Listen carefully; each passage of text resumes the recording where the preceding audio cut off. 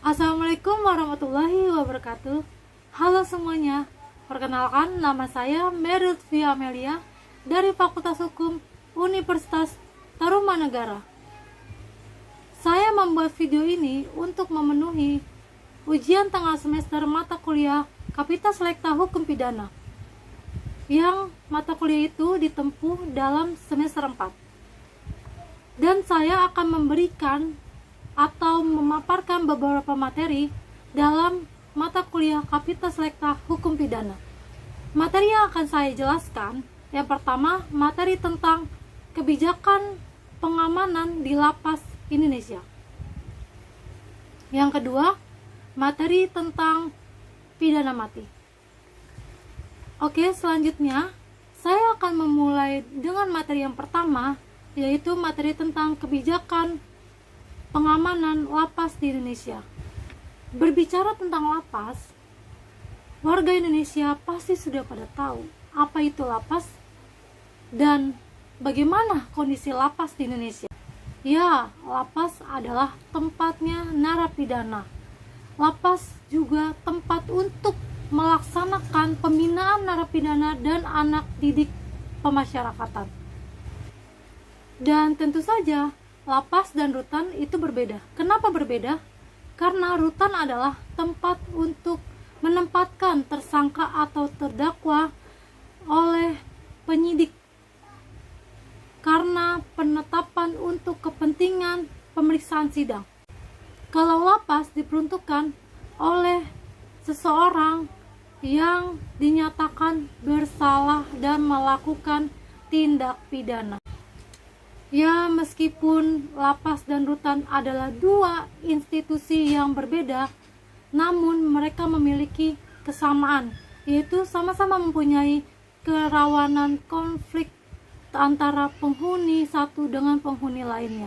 Timbulnya konflik karena sebagai tempat yang dihuni oleh banyak orang dari berbagai macam suku, agama, ras, dan latar belakang yang berbeda, itu dapat menyebabkan kerusuhan massal, pemberontakan, huru-hara, dan penyanderaan petugas, serta pencurian senjata tajam oleh para napi. Yang memprihatinkan adalah kurangnya perhatian pemerintah terhadap para narapidana di Indonesia. Kenapa prihatin? Karena kurangnya ketidakadilan terhadap sesama napi. Banyak napi yang diistimewakan oleh napi lainnya. Banyak juga napi yang tidak diistimewakan oleh napi lainnya. Kenapa demikian? Karena banyak napi yang mendapatkan fasilitas mewah oleh napi lainnya. Itu membuktikan persoalan hukum pelaksanaan pidana masih kurang diperhatikan oleh pemerintah. Dan secara teoritik bisa juga disebut sebagai over capacity, yang dapat menimbulkan terjadinya perampasan sesama napi, pencurian di dalam kamar napi, perkelahian kelompok, pengkeloncoan khususnya untuk napi yang baru masuk, atau pengelompokan berdasarkan daerah khusus yang bahasanya tidak dapat dipahami oleh orang luar. Jadi mereka itu bisa mempunyai bahasa-bahasa khusus supaya orang luar itu tidak mengetahui bahasa mereka, dan cuma mereka doang yang paham. Kenapa bisa terjadi homoseksual? Karena sel itu dibagi menjadi dua, sel untuk wanita dan sel untuk pria.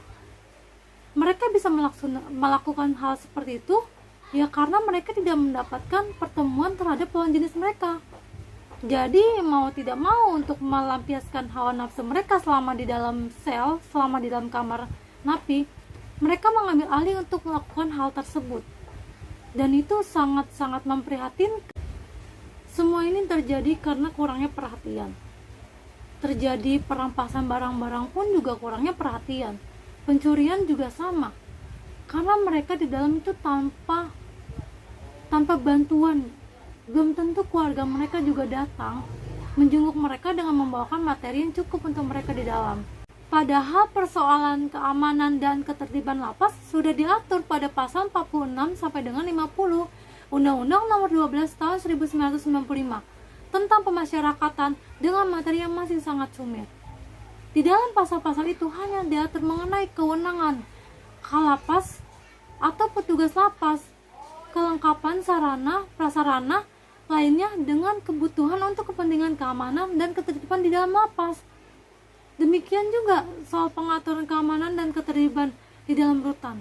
Itu juga diatur dalam pasal 43 sampai dengan 47 Peraturan Pemerintah Nomor 58 Tahun 1999 tentang syarat-syarat dan tata cara pelaksanaan wewenang. Dan itu semua hanya copy paste dari pasal 46 sampai dengan 50 Undang-Undang Nomor 12 Tahun 1995 tentang pemasyarakatan.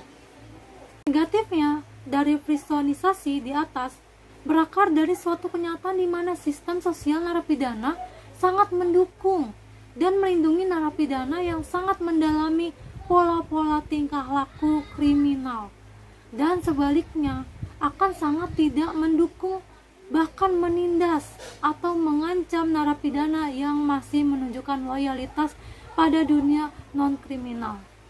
Dari sisi peradilan pidana, sebagai konsekuensinya dianut Integrated Criminal Justice System. Persoalan kepadatan hunian lapas yang mengancam keamanan itu seharusnya bukan hanya persoalan lembaga pemasyarakatan saja, melainkan persoalan seluruh subsistem peradilan pidana seperti penyidikan, penuntutan, dan hakim. Dalam hal terpidana sudah menjalani pemindanaan, maka untuk mengurangi kepadatan hunian lapas dapat ditempuh dengan menyederhanakan hak-hak napi.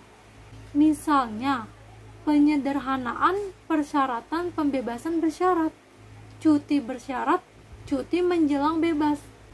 Dan itu hal yang bagus untuk menyederhanakan hak-hak napi. Itu akan meringankan napi juga. Hal-hal seperti inilah yang harus menjadi perhatian pemerintah. Bagaimana cara menyelesaikannya? Bagaimana solusinya? Itulah materi yang bisa saya sampaikan tentang kebijakan keamanan lapas di Indonesia. Semoga bisa bermanfaat dan menambah pengetahuan yang menonton video ini.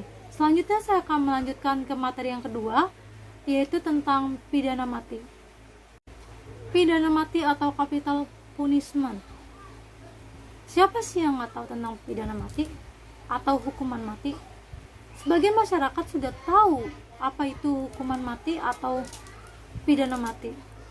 Mereka juga paham pelanggaran apa saja yang bisa mendapatkan pidana mati.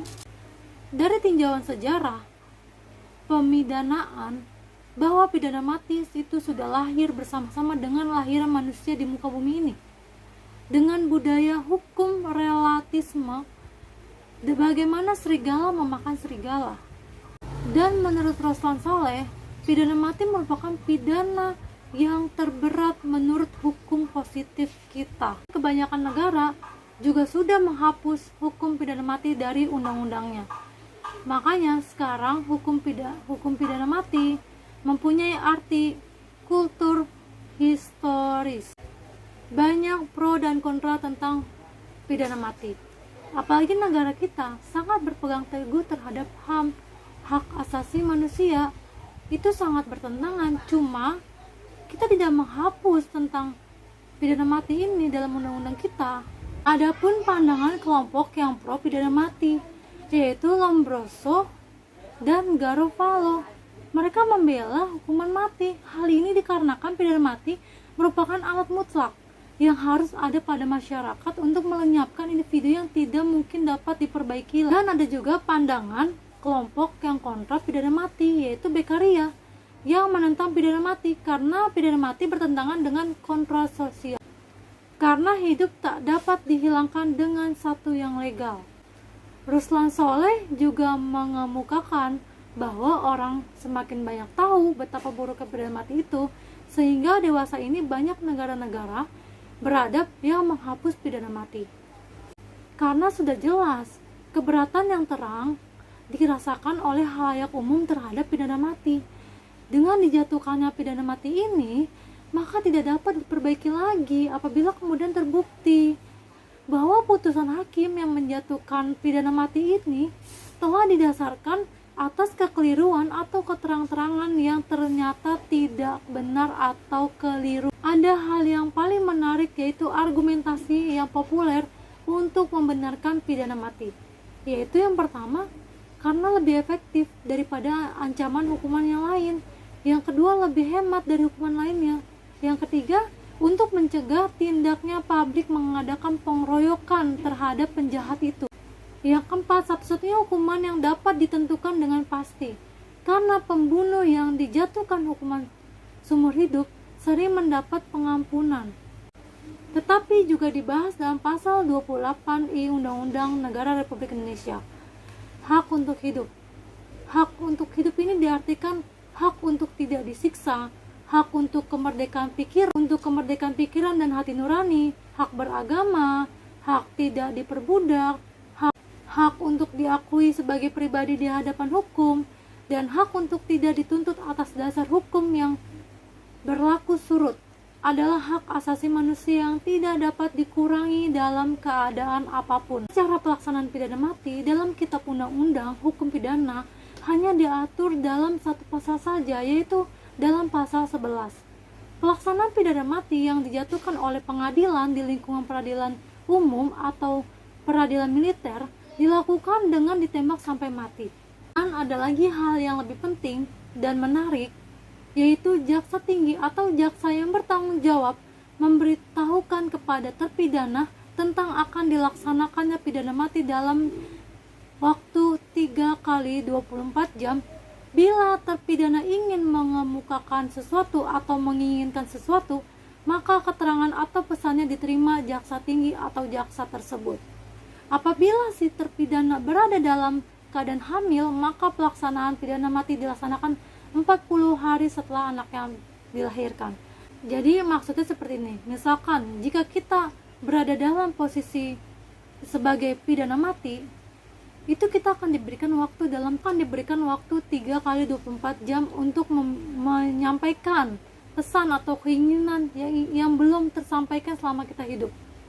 Jadi misalkan selama hidup atau selama di dalam kamar napi, kita belum pernah makan makanan yang enak, atau belum merasakan hal-hal yang enak, yang nyaman gitu, kita bisa memintanya sebelum dilakukannya hukuman pidana mati. Itu akan diwujudkan oleh jaksa tinggi atau jaksa yang bertanggung jawab. Kalau misalkan kita minta makan McD nih atau makan KFC, itu bisa dikabulkan sebelumnya dilakukan itu. Jadi masih ada kebijakan lah. Oke, semoga paham dengan maksud saya. Ini adalah penjelasan terakhir dari saya, dan sebagai penutup, kurang lebihnya mohon maaf. Pasti banyak banget kekurangan dari materi yang saya sampaikan, tapi semoga bermanfaat dan menambah ilmu pengetahuan bagi yang nonton video ini, dan terutama dosen pengampu saya, yaitu Dr. Heri Firmansyah SH MHum MPA. Semoga Bapak melihat video ini dapat paham apa yang saya sampaikan, dan pasti banyak banget kekurangan dan kesalahan saya. Jika ada salah-salah kata dalam penyampaian atau dalam menjelaskan sebuah materi, mohon dimaafkan, karena saya juga dalam proses pembelajaran. Dan jika konten ini atau video ini bermanfaat untuk kalian, silahkan berikan like. Akhir kata saya ucapkan wabillahi taufiq wal hidayah. Wassalamualaikum warahmatullahi wabarakatuh. Dadah.